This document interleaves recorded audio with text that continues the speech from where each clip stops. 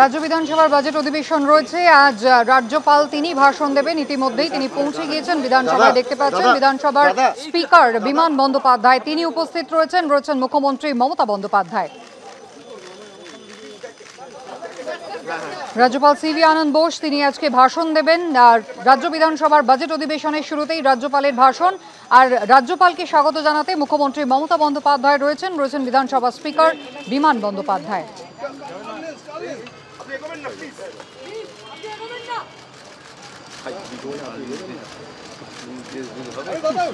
রীতি মেনে প্রতিবারের মতো এবারও রাজ্যপালের ভাষণ দিয়ে শুরু হবে বাজেট অধিবেশন। আর তার আগে দেখতেই পাচ্ছেন স্পিকার তথা অধ্যক্ষ বিমান বন্দ্যোপাধ্যায় তিনি পৌঁছেছেন মুখ্যমন্ত্রী মমতা বন্দ্যোপাধ্যায়।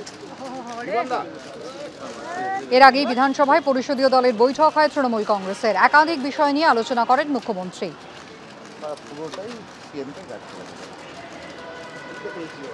বাজেট অধিবেশনের শুরুতেই নিয়ম মতো রাজ্যপালের ভাষণ।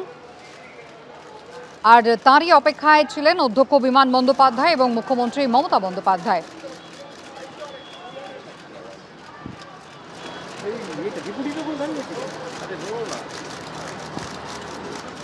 বিধানসভা ভবনের আগে আজ তৃণমূলের পরিষদীয় দলের বৈঠক হলো। সদ্য হয়ে যাওয়া দিল্লি বিধানসভা নির্বাচন যেখানে আপ পর্যদস্ত হয়েছে তা নিয়ে মুখ খুলেছেন মুখ্যমন্ত্রী মমতা বন্দ্যোপাধ্যায়। এ রাজ্যের ক্ষেত্রে এই ধরনের কোনো ঘটনা ঘটবে না, কংগ্রেসের ওপরে নির্ভরশীলতার কোনো প্রয়োজন নেই, মমতা বন্দ্যোপাধ্যায় কিন্তু স্পষ্টই জানিয়েছেন।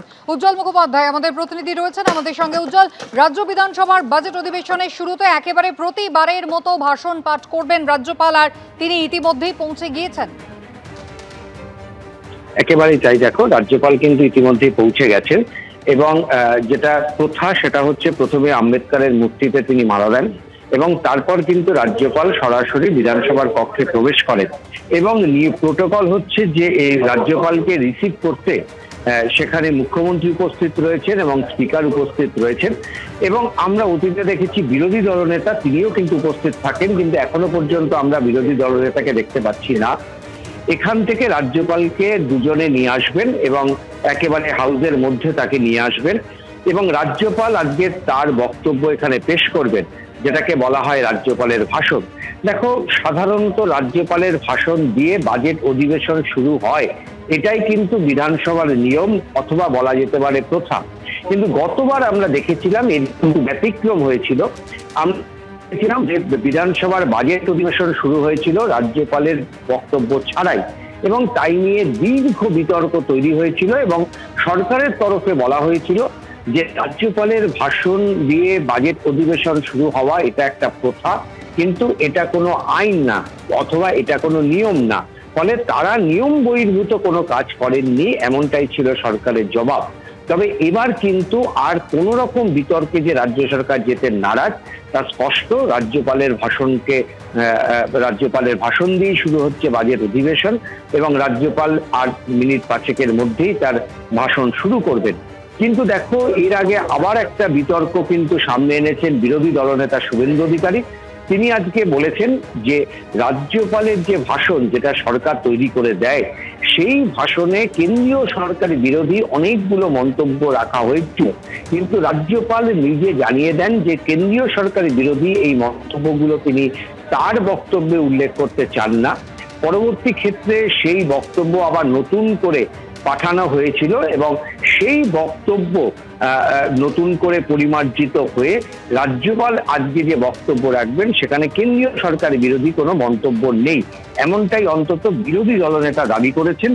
এই রাজ্যপালের ভাষণের ওপরে ভাষণ শুরু হবে এবং সেটাই দেখার যে এখানে কোন রকম ভাবে সরকার বিরোধী কেন্দ্রীয় সরকার বিরোধী কোনো বক্তব্য রাজ্যপালের ভাষণে থাকে কিনা। একেবারে উজ্জ্বল, এখানেই জানতে চাইবো একেবারে রাজ্যপালকে যখন রিসিভ করার জন্য মমতা বন্দ্যোপাধ্যায় অধ্যক্ষ বিমান বন্দ্যোপাধ্যায় তারা উপস্থিত ছিলেন, সেই সময় রাজ্যের বিরোধী দলনেতার সঙ্গে একেবারে চোখাচোখি হয় মুখ্যমন্ত্রী, সেক্ষেত্রে কিছু কি জানা যাচ্ছেন শুভেন্দু অধিকারী?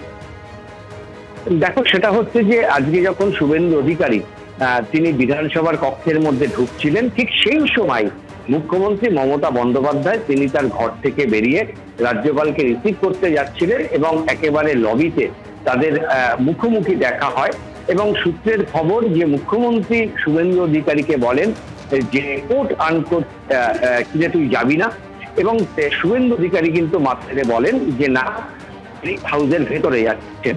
এইটা কিন্তু একেবারে একদম সৌজন্যমূলক বা বলা যেতে পারে হঠাৎ তাদের মধ্যে দেখা হয়ে যাওয়া।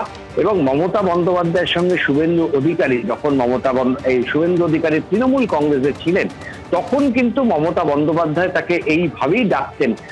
ফলে আজকে একেবারে হাউসে দুজনের মুখোমুখি দেখা হয়ে যাওয়া, তবে কেউ কিন্তু মুখ ফিরিয়ে নেননি।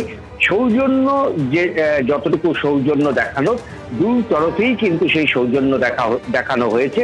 মুখ্যমন্ত্রী তাকে বলেন যে রাজ্যপাল আসছেন সেখানে যাওয়ার জন্য, কিন্তু শুভেন্দু অধিকারী জানিয়ে দেন যে না, তিনি যেতে পারছেন না, তিনি হাউসের মধ্যে থাকবেন।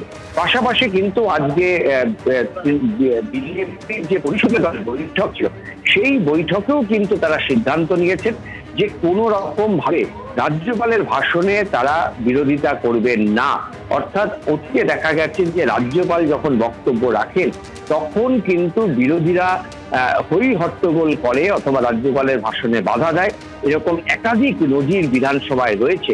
কিন্তু আজকে পরিষদীয় দলের শুভেন্দু স্পষ্ট জানিয়ে দেন যে রাজ্যপালকে আমরা সহযোগিতা করব, আমরা তার ভাষণে বাধা দেব না, যদি না রাজ্যপালের ভাষণে এমন কোনো কথা থাকে যা কেন্দ্রীয় সরকারের বিরোধী।